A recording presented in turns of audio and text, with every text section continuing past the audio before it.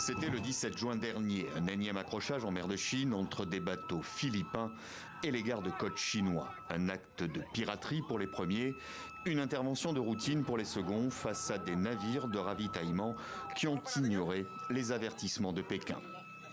Le récif fait partie des îles Nansha en Chine.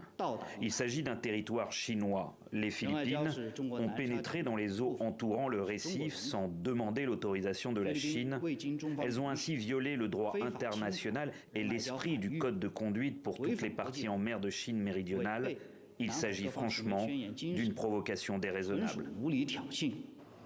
Assurer la défense d'un atoll stratégique que chacun revendique, le président philippin ira jusqu'à décorer les 80 marins qui ont participé à cette mission de ravitaillement.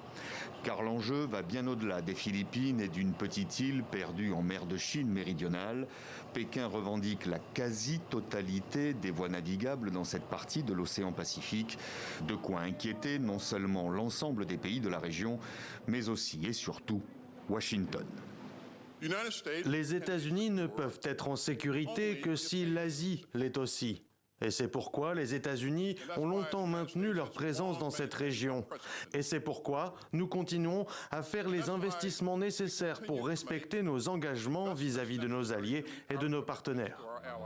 Et le partenaire de Manille a valeur d'exemple dans ce domaine. Un accord de coopération autorise désormais les forces américaines à effectuer des rotations aux Philippines et même d'y entreposer des équipements. La présence stabilisatrice des États-Unis est cruciale pour la paix régionale. Le maintien de la stabilité de cette région exige que la Chine et les États-Unis gèrent cette rivalité de manière responsable, en attendant l'élimination totale des armes nucléaires. Washington et Manille ont même décidé pour la première fois de faire patrouiller leurs gardes-côtes ensemble. À un peu plus de 1000 km de là, il y a Taïwan, que la Chine menace de réunifier par la force s'il le faut.